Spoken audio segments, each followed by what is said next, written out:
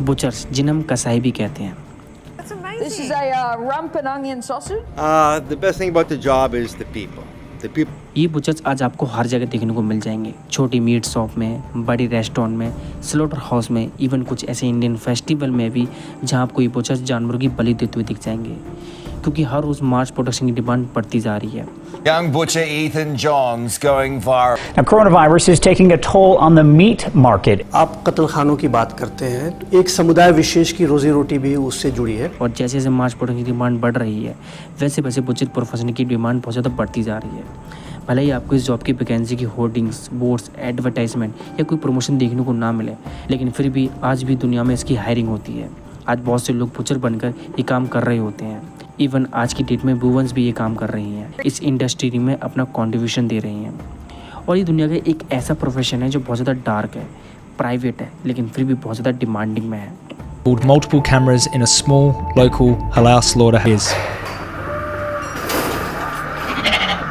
लेकिन कभी आपने खुद से सवाल किया है कि बुचर्स आए कहाँ से हैं, इनकी हिस्ट्री क्या है, और जब ये किसी एनिमल को मारते हैं या हलाल करते हैं तब इनके दिमाग में क्या चल रहा होता है, इनको कैसा फील हो रहा होता है, क्या इनको कोई मेंटल इश्यूज़ नहीं होते, या फिर ये काम अपनी मर्ज़ी से कर रहे होते हैं, या फिर कोई ऐसी मजबूरी है जो इनको इस प्रोफेशन से बाहर नहीं आने दे रही है। ऐसे बहुत से सवाल हैं जो आज हम इस वीडियो में जानने वाले हैं। तो कुर्सी की पेटी बांध लो दोस्तों, क्योंकि आज हम लंबे सफ़र पर जाने वाले हैं। तो शुरू करते हैं इस वीडियो को।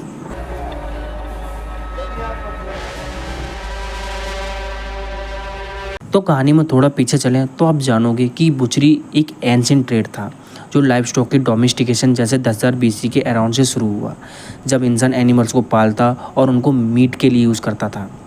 एंशिएंट मैन सोफिस्टिकेटेड था और फिर बुचरिंग टेक्निक्स डेवलप हुई, जैसे कि एनिमल्स को कट करना कनेक्टिव टिश्यूज फॉलो करके। आसान शब्दों में कहूँ तो उस टाइम जब इंसान जानवरों का शिकार करता था, झुंड में रहता था, तो वो सिर्फ रोज़ शिकार पर जाते और अपने लिए शिकार करने के बाद झुंड के साथ खाना खाते थे। यही उनका रोज़ का रूटीन रहता था। लेकिन फिर धीरे धीरे उन्होंने ऑब्जर्व किया और समझा कि एनिमल्स के पार्ट्स को कैसे इफ़िशिएंटली कट करें ताकि ज़्यादा से ज़्यादा मीट मिल सके और वेस्टेज कम हो। शुरुआत में टूल जैसे सार, पत्थर के छुरे और हड्डियों से होने वाले हथियार बनाए गए, जिससे एनिमल्स को जल्दी और सही तरीके से कैसे काटा जाए ये देखा गया। फिर हंटिंग के बाद इंसान ने एनिमल्स को काटने, उनके स्किन उतारने और उनको अलग अलग हिस्सों के अलग करने की टेक्निक्स डेवलप की, जो प्रैक्टिस के साथ और बेहतर होती गई। ग्रुप में रहना और हंटिंग करने से नॉलेज शेयर करते थे, और जो इंसान बुचरी में एक्सपर्ट होता वो अपनी टेक्निक्स अपने झुंड के मेंबर्स को सिखाता था। जहाँ पर डोमेस्टिकेशन स्टार्ट हुआ वहाँ बुचरी एक रेगुलर काम बन गया था। फिर काफ़ी सेंचुरीज बाद जब इंसान सेटल होने लगे तो हंटिंग पर पूरी तरह डिपेंड रहना मुश्किल हो गया था, इसलिए वे एनिमल्स को पालकर अपनी ज़िंदगी आसान बनाना चाहते थे। पहले बकरी, भेड़ और गाय जैसे छोटे और मैनेजेबल एनिमल्स को डोमेस्टिकेट किया गया, जो पानी और चारा खाकर जिंदा रह सकते थे। इस वक्त इंसान इन एनिमल्स को सिर्फ मीट के लिए यूज़ नहीं करता था, बल्कि दूध, उनका बाल और काम के लिए भी यूज़ करने लगा, जिससे ह्यूमन कम्युनिटीज़ का सर्वाइवल और इकोनॉमी स्ट्रॉन्ग हुआ। और फिर जब जानवर पाने लगे तो बुचरी का काम और भी सिस्टमेटिक होने लगा, क्योंकि अब रेगुलरली एनिमल्स को काटने थे, लेकिन इसके साथ ही उनका पूरा यूज़ करना भी ज़रूरी था। लोगों ने सीखा कि जानवर के हर एक पार्ट्स को बेस्ट तरीके से कैसे काटा जाए और कैसे यूज़ किया जाए, जिससे ज़ाया कम हो और ज़्यादा फ़ायदा मिले। ट्रेड और मार्केट्स भी शुरू हुए, जहाँ मीट और एनिमल्स के प्रोडक्ट्स का लेना देना बढ़ने लगा। ऐसे करके बुचर्स की डिमांड भी बढ़ने लगी। फिर मेडिवल पीरियड शुरू होता है 5th से 15th सेंचुरी के बीच में, जिसको एक ऑफिशियल प्रोफेशन मानने लगे, क्योंकि इस टाइम तक यूरोप में शहर बढ़ने लगे, लोग फार्मिंग कम और ट्रेड ज़्यादा करने लगे। सिटीज़ और टाउन में मीट की डिमांड बहुत ज़्यादा बढ़ने लगी, जिस वजह से बुचरीज को एक ऑर्गेनाइज और ऑफिशियल प्रोफेशन के रूप में पहचान मिलने लगी। फिर लोग उसको जानने लगे और रिस्पेक्ट के साथ इस प्रोफेशन को देखने लगे। इस टाइम तक बुचर्स कैसल या बड़े शहर के अंदर रहते थे। वो मीट, फिश और बर्ड्स को कट करके प्रिपेयर करते, मार्केट प्लेस में स्टॉल लगाते और लोगों को फ्रेश मीट बेचा करते थे। हाइजीन भी मेंटेन करते थे, क्योंकि अगर मीट गलत हो जाता तो प्लेग और डिसीज़ जैसी बीमारियां फैल सकती थी, क्योंकि एक ये भी डर था। इसलिए एनिमल्स को पूरी तरह चेक करते थे कि कहीं जानवर बीमार तो नहीं है, या इसमें कोई ऐसी डिसीज़ तो नहीं है जो इंसानों के लिए ख़तरनाक हो। तो इन सब चीज़ों का ध्यान रखा जाता था उस टाइम में भी। फिर फार्मर्स अपने एनिमल जैसे काऊ, सीप, पिग, गॉट्स डायरेक्टली बुचर्स को बेचते थे, और बुचर्स उन्हें स्लॉटर किया करता था, प्रोसेस करते और फिर कस्टमर को बेचते थे। यही फार्म टू बुचर्स और बुचर्स टू कस्टमर सिस्टम तब भी था और आज भी है, आज बस बड़े स्केल लेवल पर है। फिर इसके बाद इंग्लैंड में भी बुचर्स गिल्ड्स की शुरुआत होती है। उस गिल्ड का काम फूड की क्वालिटी चेक करना था, किसी भी दुकानदार और सेल्फ एम्प्लॉयड को सोशल सिक्योरिटी देना था। तो ये मीट की क्वालिटी चेक करते और प्राइसेस फिक्स करते थे, जिससे कोई सामान महंगा और बेकार मीट ना बेचे। ट्रेड रेगुलेट करना मतलब ये पहचानना कि कौन बुचर बन सकता है और कौन नहीं। एक तरीके से गिल्ड बुचर्स को एक रिस्पेक्टफुल आइडेंटिटी देता था और कस्टमर को ट्रस्ट। हमें इसके रिकॉर्ड भी मिले हैं जो बताते हैं कि सबसे पुराने रिकॉर्ड के मुताबिक मेसोपोटामिया के इराक में 3000 BC के आसपास शहरों में सच में बुचर्स कसाई का जिक्र होता था। वहाँ के बाज़ार में लोग रोटी, कपड़ा, मीट और दूसरे सामान बेचते थे और मीट मार्केट एक इम्पोर्टेंट हिस्सा होती थी। मेसोपोटामियन सिटीज़ जैसे उरुक और लगास में बाज़ार होते थे जहाँ ट्रेंड बुचर्स मीट बेचते और एनिमल्स को काटते थे। उस वक्त मेसोपोटामियन पीरियड के बुचर्स को मीट स्पेशलिस्ट माना जाता था और वो कई तरह के एनिमल्स को जैसे भेड़, बकरी, कैटल, बर्ड्स को सेक्रीफाइस करते थे खाने और बाज़ार के लिए। समेरियन सिविलाइजेशन जो कि मेसोपोटामिया के लोकल लोग थे, उन्होंने सॉसेज बनाने की टेक्निक भी इन्वेंट की थी जो मीट प्रोफेशन की स्किल्स को दिखाता है। एंशिएंट कॉन्ट्रैक्ट्स, टैबलेट और इंस्क्रिप्शन में बुचर से उनके महीने की पेमेंट का मेंशन है। एक पुराने रिकॉर्ड के मुताबिक एक बुचर्स को एक महीने के काम के लिए एक सिकल दिया जाता था जो कि एक चांदी या सोने के सिक्के के बराबर होता था। मतलब ये लोग इसको करेंसी की तरह यूज़ किया करते थे। टेम्पल रिचुअल्स में भी कई बार बलि दी जाती थी और वहाँ भी स्पेशल लोग बुचर्स ट्रेनिंग से एनिमल्स को सेक्रीफाइस के लिए काटते थे। ये काम सिर्फ नॉर्मल बाज़ार के लिए नहीं बल्कि रिलीजियस सेरेमनीज़ के लिए भी बहुत इंपॉर्टेंट था। मेसोपोटामियन बाजार में किसी भी एनिमल्स को सिटी के अंदर लाने और मार्केट में बेचने से पहले कस्टम ड्यूटी लगती थी और बुचर्स इस प्रोसेस में सेंट्रल रोल प्ले करते थे। आर्कियोलॉजिस्ट ने मेसोपोटामियन की कुछ क्ले टैबलेट्स पर एंशिएंट कुकिंग और मीट रेसिपीज भी पाई हैं। उनमें मीट का यूज़ और बुचर्स वर्क्स और मीट ट्रेड की डिटेल्स मिलती हैं। ओल्डेस्ट कुक बुक्स में भी अलग अलग मीट डिशेज, एनिमल सेक्रीफाइसेस और फेस्टिवल के ओकेजन पर बुचर्स का काम मेंशन है। एंशिएंट इजिप्ट में भी टॉम पेंटिंग्स और मॉडल्स में बुचर्स को एनिमल्स को काटते हुए, स्किन उतारते हुए और रिलीजियस ऑफरिंग के लिए तैयार करते हुए दिखाया गया है। जैसे कि सकारा के उरुकपता का बुचर्स टॉम पेंटिंग्स में एनिमल्स को काटते हुए, स्किन उतारते हुए और डिवाइड करते हुए का सीन है। उरुकपता रॉयल इजिप्ट स्लॉटर हाउस का हेड था। वैसे एंशिएंट इजिप्ट में बुचर्स को एक क्राफ्ट्समैन क्लास माना जाता था। ये स्किल्स प्रोफेशनल थे जो स्टेट या टेम्पल स्टाफ का हिस्सा भी होती थी। मीट रिलीजियस रिचुअल्स और टेम्पल ऑफरिंग के लिए इंपॉर्टेंट थी और लार्ज बुल या कैटल सेक्रीफाइसेस का सिस्टम ऑर्गेनाइज था। बुचर्स और उनकी क्राफ्ट का टॉम ऑब्जेक्ट्स और फनरी स्कल्पचर्स में भी रिप्रेजेंट किया गया है ताकि आफ्टर लाइफ में भी टिकीस्ट को ये सर्विस मिल सके। इंडस वैली सिविलाइजेशन में भी मोहनजोदारो, हड़प्पा जैसे साइट्स पर एनिमल बोन्स, कट मार्क्स और जले हुए बोन्स मिले हैं जिनसे पता चलता है कि यहाँ डेडिकेटेड लोग एनिमल्स को काटते थे और मीट सप्लाई करते थे। साइंटिफिक स्टडीज ने भी कंफर्म किया कि एनिमल्स बोन्स, कैटल, सीप, गोट, बफेलो और पिग के हड्डी पर बुचरी के कट मार्क्स पाए गए हैं जो मीट कंजप्शन और ऑर्गेनाइज्ड मीट को दिखाता है। लिपिड रेसिड्यू एनालिसिस जो पोर्टर में बचे हुए ग्रीस यानी चर्बी के निशान होते थे उनसे याद आता है कि डेयरी और मीट इंडस डाइट का कोर पार्ट था, स्पेशली बीफ और मटन, लैम्ब। ये ट्रेड और मीट प्रोसेसिंग स्ट्रक्चर थी। अलग लोग बुचर्स का काम करते और सिटी वाइड सप्लाई हैंडल करते थे। एंशिएंट चाइना में भी 2000 BC के अराउंड पिग सबसे पहला डोमेस्टिकेटेड होने वाला एनिमल में से एक था। ये प्रोसेस न्यूलिथिक पीरियड 7000 BC में शुरू हुआ था और बाई 2000 BC तक पिग्स का फार्मिंग और मीट के लिए एक्सटेंसिव यूज होता था। पोल्ट्री जैसे चिकन, डक भी डोमेस्टिकेटेड मिलते हैं और रूरल के साथ अर्बन सेटलमेंट में भी इनका मीट कंज्यूम किया जाता था। फिर एंशिएंट चाइना में मीट प्रोडक्शन पूरी तरह से ऑर्गेनाइज था। बुचर्स का काम क्लियरली डिफाइन होता था जिसे एक अलग क्राफ्ट की तरह देखा जाता था। बुचर का स्टेटस सोसाइटी में लो था लेकिन उनका काम हर लेवल पर जरूरी था, चाहे एम्परर का पैलेस हो या कॉमनर्स का मार्केट। बुचर्स एम्परर्स और आम लोग दोनों के लिए मीट सप्लाई करते थे। रिचुअल सैक्रिफाइसेस और फेस्टिवल के टाइम भी बुचर्स का रोल सेरेमोनियल और रिस्पेक्टेड होता था क्योंकि मीट ऑफरिंग रिलीजियस प्रैक्टिस का की पार्ट था। उस जमाने में मीट खाना ज़्यादातर राजा, महाराजा, अमीर लोगों और मंदिरों के देवताओं से जोड़ा जाता था, लेकिन असल में जो मीट उन तक पहुंचाता था वो बुचर्स होते थे। घर में पाले हुए सुअर और मुर्गियां शहर के सप्लाई सेंटर से मंदिरों और राजाओं की रसोई तक भेजे जाते थे और उनका काटना हमेशा स्किल बुचर्स ही करते थे। अब टाइम के साथ साथ बुचर की डिमांड बढ़ती जा रही थी, जैसे कि क्लासिक पीरियड में भी बुचर प्रोफेशन की बहुत ज़्यादा इंपॉर्टेंस थी। जैसे कि ग्रीक सिविलाइजेशन में बुचर्स को मार्केट में एक एसेंशियल ट्रेड माना जाता था। रिलीजियस रिचुअल्स में भी बुचर्स का बहुत बड़ा रोल था। रोम में भी मैकुलन नाम का मीट मार्केट होता था और बुचर्स का अपना खुद का एक गिल्ड या ग्रुप होता था जो मीट के ट्रेड को कंट्रोल करता था। रोम में बुचर को एक ऑफिशियली रिकॉग्नाइज प्रोफेशन मिला था। इंडिया में भी अर्थशास्त्र के हिसाब से कौतल्या, चाणक्य, मौर्य के टाइम में भी एनिमल हस्बेंड्री, एनिमल ट्रेड और मीट सेलिंग का डिटेल रेगुलेशन दिया गया है।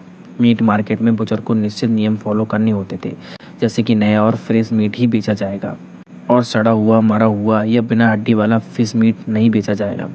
बुचर्स कम्युनिटी के लोग राज्य के लिए एक टैक्सेशन और रेगुलेशन सिस्टम के थ्रू काम करते थे, जिसमें उन्हें मार्केट ऑपरेशंस, प्राइसिंग और क्वालिटी स्टैंडर्ड्स मेंटेन करने पड़ते थे। Butchers as a separate community Maurya period के समय ऑक्यूपेशन बेस्ड सोशल और स्ट्रेटिफिकेशन जैसे कि वर्ना और जाति बढ़ रही थी और बुचर कम्युनिटी को लोग अलग ग्रुप मानते थे। पब्लिक मार्केट, सिटीज और रॉयल किचन्स के लिए मीट सप्लाई करते थे। इन लोगों का समाज में पॉलिटिक ऑक्यूपेशन के नाम से देखा जाता था, जो कास्ट सिस्टम के रिजिड होने की तरफ एक बड़ा कदम था। गुप्ता पीरियड में भी अग्रेरियन इकोनॉमी का साथ साथ इंटरनल ट्रेड और क्राफ्ट्स का मेजर कंट्रीब्यूशन था। गिल्ड और ट्रेड एसोसिएशन मीट प्रोसेसिंग और सप्लाई को ऑर्गेनाइज करते थे और कसाई लोग इकोनॉमिक नेटवर्क में एक इम्पोर्टेंट रोल प्ले करते थे। उसके बाद इंडस्ट्रियल एवोल्यूशन आया और उसके बाद सब कुछ चेंज हो गया।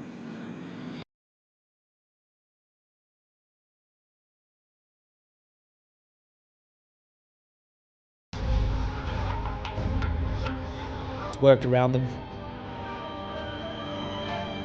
Stun slaughter is far from a panacea in terms of animal welfare problems at slaughter. 18th से 19th सेंचुरी के एरा में बुचरी के लिए एक बड़ा गेम चेंजर था, जिसमें लार्ज स्केल पर स्लॉटर हाउस, रेलवेज, रेफ्रिजरेशन और स्पेशलाइजेशन ने मीट इंडस्ट्री को बदल दिया।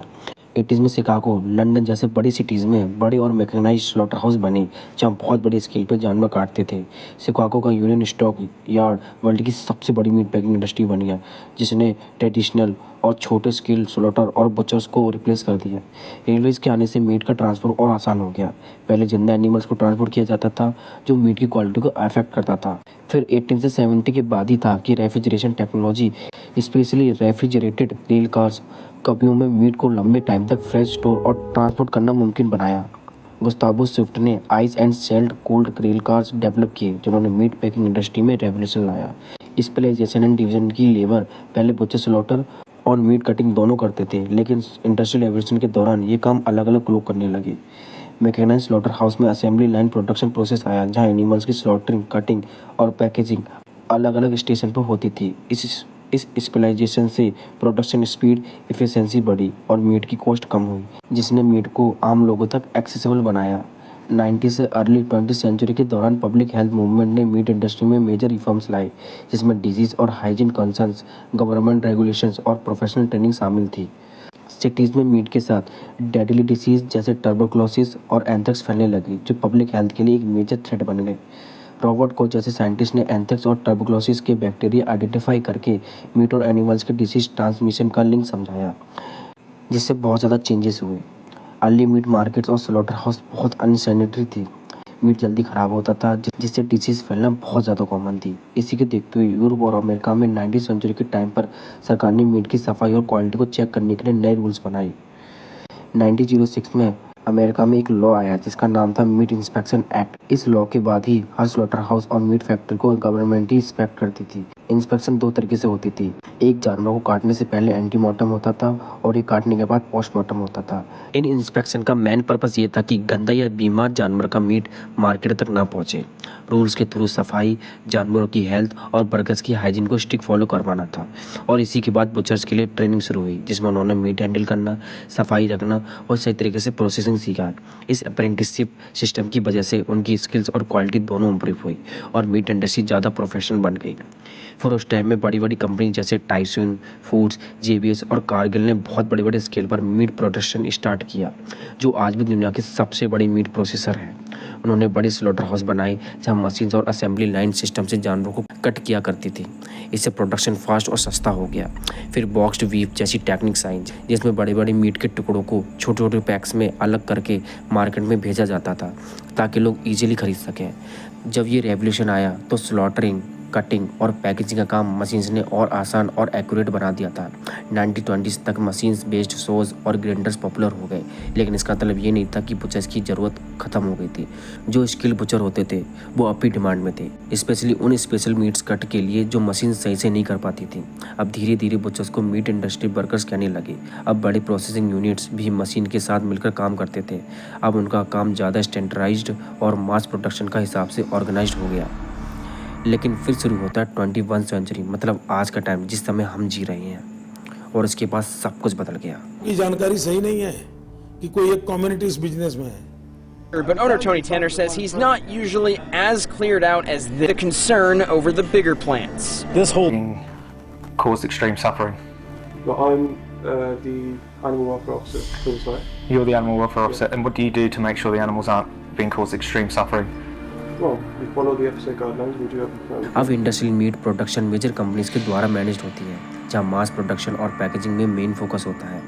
लोग बुचर सॉस पर्सनलाइज सर्विस देते हैं, जहाँ कस्टमर अपने स्पेसिफिक कट्स और क्वालिटी पर ट्रस्ट करते हैं। लोकल बुचर्स आज भी अपने फार्म से ट्रस्टेड सप्लायर से मीट लेते हैं। फिर हमारी मॉडर्न मीट लॉज आती हैं, उसमें एनिमल्स वेलफेयर, ह्यूमन स्लॉटर और हलाल झटका रेगुलेशन का सख्त का पालन होता है। फूड सेफ्टी और मीट हाइजीन को इंटरनेशनल स्टैंडर्ड्स के अनुसार मेंटेन किया जाता है। स्लॉटर हाउस और मीट फैक्ट्रीज में रेगुलर इंस्पेक्शंस होते हैं, और इस नई टेक्नोलॉजी की वजह से टेस्टेबिलिटी, कौन सा मीट कहाँ से आया, और डेटा मैनेजमेंट इंप्रूव होता है।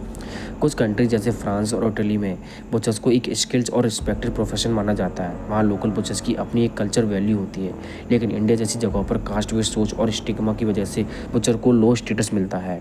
साथ ही हलाल और झटका और रिलीजियस प्रैक्टिस की वजह से बुचरी का काम कल्चरल और सोशल सेंसिटिव से जुड़ा हुआ है।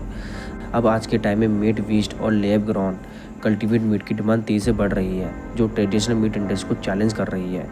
इन अल्टरनेट प्रोटीन्स के आने से बुचर्स का रोल चेंज हो सकता है, जहां उनको नई स्किल्स और टेक्नोलॉजी अडेप्ट करनी पड़ेगी। तो हमने बुचर की हिस्ट्री तो समझ ली, लेकिन बुचर इस काम को कर कैसे लेते हैं? क्योंकि खुद एनिमल्स को डोमेस्टिक करना और उन जानवरों को खुद खाना खिलाना, पाल पोस के बड़ा करना और एक टाइम आने पर उनको काट देना, वही सब कर कैसे लेते हैं? इन्हें उनसे कोई बॉन्डिंग या अटैचमेंट नहीं होती? तो देखो, बुचर्स और फार्मर्स के बीच अक्सर क्लोज संबंध होते हैं। कई बुचर्स अपने लाइफ स्टॉक को खुद पालते हैं, लेकिन वो ज़्यादा ट्रस्ट फार्मर के साथ मिलकर काम करते हैं। जानवरों को खाना खिलाना, पानी पिलाना, उनकी साफ़ सफाई का ध्यान रखना और उनकी सेहत की देखभाल करना, ये सब फार्मर्स करते हैं। इसमें जानवर के ब्रीड के मुताबिक सूटेबल डाइट और एनवायरनमेंट प्रोवाइड करना भी शामिल होता है। बुचर्स जानवरों की एनाटॉमी, बिहेवियर और उनकी हेल्थ को समझते हैं, जिससे उन्हें पता होता है कब जानवर को काटना सेफ और अप्रोप्रिएट है, ताकि मीट क्वालिटी अच्छी रहे और एनिमल्स को अननेसेसरी तकलीफ ना हो। ट्रेडिशनल बुचर्स अप्रेंटिसशिप और ऑन द जॉब ट्रेनिंग लेते हैं, जहां उन्हें लाइव स्टॉक के मैनेजमेंट, स्लॉटरिंग टेक्निक्स और सेफ्टी स्टैंडर्ड्स सिखाए जाते हैं। मॉडर्न बुचर स्पेशलाइज्ड नॉलेज रखते हैं, जैसे humane slaughter, animal welfare laws और मीट हाइजीन प्रोटोकॉल्स। फिर वो इस काम को रोज़ करते हैं। बुचर अपने काम को एक रोजी रोटी या प्रोफेशन के नज़रिए से देखने लगते हैं, या फिर एनिमल्स को ऑब्जेक्ट जैसे देखने लगते हैं, ना कि जानवरों को मारने से। फिर उनके लिए जानवर एक प्रोडक्ट बन जाता है, जिसे उन्हें कस्टमर के लिए रेडी करना होता है। इसलिए वो इमोशनली अटैचमेंट कम कर लेते हैं और वो डिटैचमेंट कर लेते हैं। ये अलगपन उन्हें इमोशनल स्ट्रेस से बचाता है और काम पे फोकस बनाए रखता है। फिर ये भी है कि रोज़ाना काम करते करते बुचर्स का दिमाग पेन, खून और मौत की फीलिंग को इग्नोर करना सीख लेता है। ये रोज़ करते रहना एक तरह का मेंटल कंडीशनिंग है। जैसे सर्जन ऑपरेशन के दौरान ब्लड देखकर डिस्टर्ब नहीं होते, टाइम के साथ उनके लिए भी ये प्रोसेस ऑटोमेटिक हो जाता है और वो प्रोफेशनल तरीके से अपना काम करते हैं। लेकिन ऐसा नहीं कि सारे बुचर्स के साथ एक जैसा ही असर होता है। कुछ बुचर्स की दिमागी हालत बहुत ज़्यादा ख़राब हो जाती है। स्टडीज़ के अकॉर्डिंग स्लॉटर हाउस वर्कर्स में डिप्रेशन और एंजाइटी जनरल पॉपुलेशन से ज़्यादा होती है। 4 टाइम ज़्यादा डिप्रेस्ड होने का रिस्क होता है, और कुछ लोग सब्सटेंस एब्यूज या हॉस्टिलिटी डेवलप कर लेते हैं। कुछ बुचर्स को नाइटमेयर्स या फ्लैशबैक आती हैं, जिसमें वो जानवरों को सफरिंग में या काटते हुए देखते हैं, जो उनके सबकॉन्शियस माइंड पर बहुत गहरा असर डालता है। उनके हर वक्त दिमाग में कुछ ना कुछ चल रहा होता है, जैसे कि गिल्ट, फियर या नमनेस। जैसे कि एक वर्कर ने बताया कि वो ड्रीम्स में वायलेंस परपेट्रेट करते हुए देखता है। साइकोलॉजी, प्रेशर और सोशल स्टिग्मा भी मेंटल हेल्थ को अफेक्ट करता है, खासकर जब उनके काम को लो स्टेटस या नेगेटिव नज़र से देखा जाता है। वर्क एनवायरनमेंट में वायलेंस, रिपीटेटिंग किलिंग और इमोशनल डिटैचमेंट की वजह से कंपेशन फटीग भी होती है, जो उनके इमोशनल एग्जॉशन का कारण बनती है। ये वर्क ट्रॉमेटाइजिंग तो है, और एक्सपर्ट तो ये भी कहते हैं कि इस काम के लिए स्टडीज़ की ज़रूरत है, सपोर्ट के लिए। लेकिन जब ये जॉब इतनी ज़्यादा डार्क है, तो फिर भी लोग इस प्रोफेशन को क्यों चूज़ करते हैं? अब देखो, लोग बुचर्स बनने के लिए इसलिए चूज़ करते हैं क्योंकि ये एक स्टेबल जॉब है जो हाई स्कूल के बाद शुरू हो सकती है। इसमें कोई कॉलेज डिग्री की ज़रूरत नहीं है और ना ही कोई स्पेशल ट्रेनिंग की। कुछ लोग गलती से या एक्सीडेंटली इस प्रोफेशन में आ जाते हैं, जैसे जॉब अपॉर्चुनिटीज़ ना मिलने की वजह से, या फैमिली के बिजनेस में इन्वॉल्व होने की वजह से, या कोई अनएक्सपेक्टेड इंसिडेंट की वजह से। ये कॉमन है कि मीट इंडस्ट्री में जहाँ लोग शुरू में सोचते नहीं है कि इस करियर में आना है, लेकिन सिचुएशन उनको वहाँ ले जाती है। जैसे कि सोल्वेनियन पीटर राजपेट, जो कि 12 साल की उम्र में गलती से इस प्रोफेशन में आ गए और 25 साल तक की उम्र में उन्होंने बुचरिंग की। पैट को बचपन से एनिमल से प्यार करता था। अबेंडेंट पपीज़ को घर लाता था, रैबिट्स और स्क्विरल्स को फीड करता था। स्कूल में सक्सेस नहीं मिला तो 12 साल की उम्र में लोकल कंपनी में जॉब अप्लाई किया। उसकी फैमिली के पास एक बुल था जिसे उसके डैड ने मारा था, लेकिन बुल सिर्फ पैटको की बात मानता था क्योंकि वो उससे बात करता और प्यार से ट्रीट करता था। लेकिन एक दिन बुल को कैटल मार्केट में बेचना था, लेकिन जब बुचर्स बुल को ट्रक में लोड नहीं कर पा रहे थे तब पैटको ने आगे बुल को काम किया और वो उसके पीछे पीछे चला गया। बुचर्स ने इम्प्रेस होके उसको स्लॉटर हाउस में जॉब ऑफर कर दी। ये पूरा एक्सीडेंट था क्योंकि पैटको ने सोचा भी नहीं था बुचर्स बनने का। पहले ही दिन उसने 20 काप्स को अपने सामने मरते हुए देखा, जिससे उसको ये डिस्कस तो लगा, लेकिन जब एक क्लीनर ने काऊ को एक्स से मारा तो उसने सोचा okay I will be A butcher. ये उसका ब्रेकिंग पॉइंट था और वो इस प्रोफेशन में आ गया विदाउट रियली वांटिंग इट। लेकिन आगे जाकर उन्होंने इस जॉब को क्विट कर दिया और वीगन कम्युनिटी ज्वाइन कर ली। उन जानवरों की जस्टिस के लिए काम करने लगे। पैट को गलती से आया था, लेकिन कुछ कहते ही पुश्तानी पैसा होता है। उनकी पहली जनरेशन काफ़ी टाइम से ये करती आ रही थी, तो वो भी यही करते हैं। कुछ लोगों को तो मीट में इंटरेस्ट होता है, बहुत से लोग क्राफ्ट सीखते हैं या फिर बुचरिंग को आर्ट मानते हैं। कुछ इकोनॉमिक रीजन भी हैं, जैसे कि मीट की डिमांड हमेशा रहती है, बिजनेस आइडिया अच्छा है, बुचरी शॉप खोलना प्रॉफिटेबल और कम्युनिटी को सर्विस प्रोवाइड करना। कुछ लोग फैमिली ट्रेडिशन से आते हैं या फिजिकल वर्क पसंद करते हैं, जैसे ऑल टाइम्स के मैनुअल जॉब्स। ओवरऑल मोटिवेशन है पैसे कमाने का, स्किल यूज़ करना और फूड चेन में कंट्रीब्यूट करना। लेकिन कुछ बुचर्स इसे खून खराबे या गंदे काम की तरह नहीं देखते। कुछ लोग इसे आर्ट मानते हैं और पैशन की तरह काम करते हैं, जैसे कि डेरियो चेचनी, जिन्हें वर्ल्ड बेस्ट बुचर भी कहा जाता है। डेरियो चेचनी इटली के पेंजानो विलेज में रहते हैं और उसकी फैमिली 8 जनरेशन से बुचर्स है। मतलब इमेजिन कर पा रहे हो 8 जनरेशन। खैर रूमर्स ये भी कहते हैं कि लियोनार्डो दा विंची और डांटे एलिघेरी भी उसके शॉप के कस्टमर थे। उन्हें रेगुलरली वर्ल्ड ग्रेटेस्ट बुचर्स कहा जाता है, लेकिन वो खुद को सिंपल आर्टिशन मानते हैं। उसकी शॉप एंटिका मैसेलेरिया चेचनी है, जहाँ आज भी टूरिस्ट आते हैं उनको देखने के लिए, क्योंकि वो टीवी पे और लाइव डेमोज में फेमस है। वो बचपन से ही मीट के ऑफल और स्क्रैबी खाते थे, क्योंकि जब वो छोटे थे तो स्टिक वगैरह घर में नहीं आते थे। वो हमेशा से यही मानते थे कि एनिमल्स के 4 हेड्स, 20 रॉटर्स और 4 टेल्स होते हैं। 18 साल के होने से पहले वो सिर्फ यही खाया करते थे। वो बुचरी को आर्ट मानते हैं, जहाँ रिस्पेक्ट फॉर एनिमल्स सबसे इम्पॉर्टेंट है।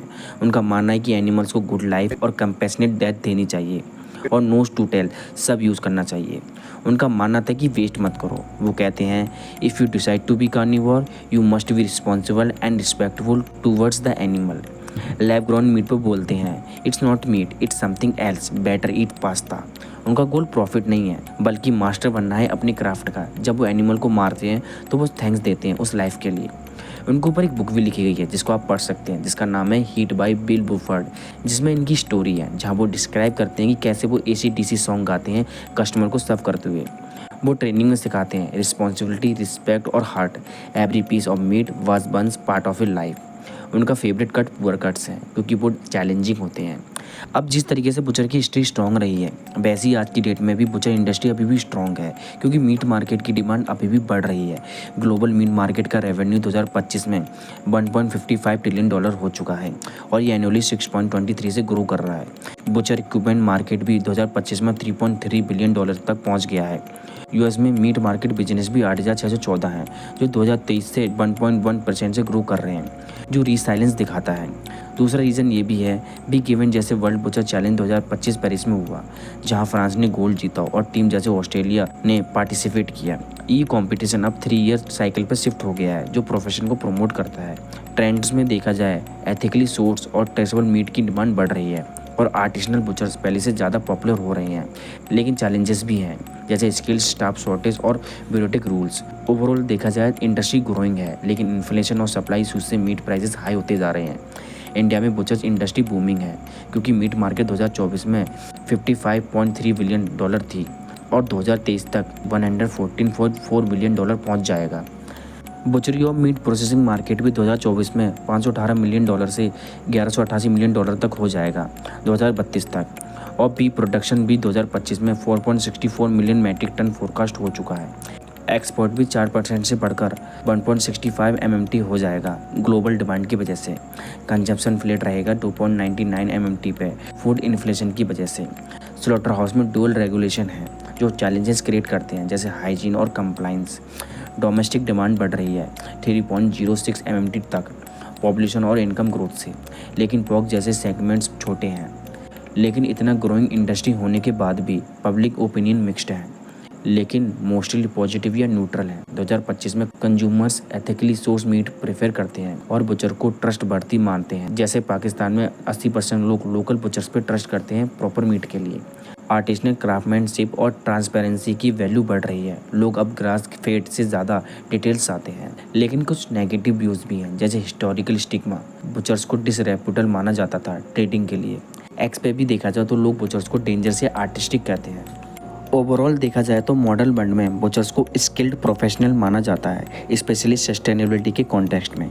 इंडिया में भी बुचर्स को मिक्स देखा जाता है।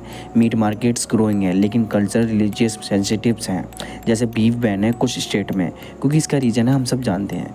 कुछ लोग उन्हें नेगेटिवली देखते हैं, स्पेशली काउ स्लॉटर के कॉन्टेक्स्ट में, क्योंकि बहुत से लोग इंडिया में गाय को गाय माता मानते हैं। स्टडीज शो करते हैं कि लोग प्लांट बेस्ड अल्टरनेटिव्स या कल्चरल मीट की तरफ शिफ्ट हो रहे हैं, क्योंकि अब इंडिया में वीगन कम्युनिटी भी बड़ी स्केल पर एनिमल्स के जस्टिस के लिए लड़ रही है और लोगों की सोच को बदलने की कोशिश कर रही है, जो बुचर्स को चैलेंज करता है। स्ट्रीट मार्केट में फ्रेश मीट को कल्चरल सिग्निफिकेंस है, लेकिन फैक्ट्री मीट से कंपेयर करते हुए सस्टेनेबिलिटी पे क्वेश्चन उठाते हैं।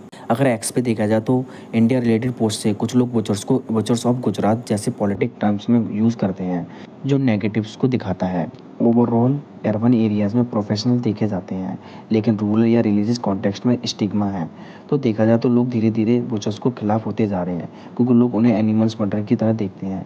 इसमें सबसे बड़ा हाथ वीगन कम्युनिटी का है, और इसी वजह से पूरी दुनिया दो पार्ट्स में बट चुकी है, एक जानवर के साथ और दूसरी जानवरों के खिलाफ, जो कि हम सब इसके बारे में पार्ट 2 में बात करेंगे और वीगन कम्युनिटी को भी समझने की कोशिश करेंगे, और साथ में एनिमल्स की लाइफ के एक्सपेक्ट को भी समझने की कोशिश करेंगे, क्योंकि ऑलरेडी ये वीडियो बहुत ज़्यादा लेंथी हो चुकी है। लेकिन लास्ट में मैं जेरेमी बेंथम की एक लाइन कहना चाहूँगा, जो कि एक इंग्लिश फिलोसोफर थे और सोशल रिफॉर्मर भी।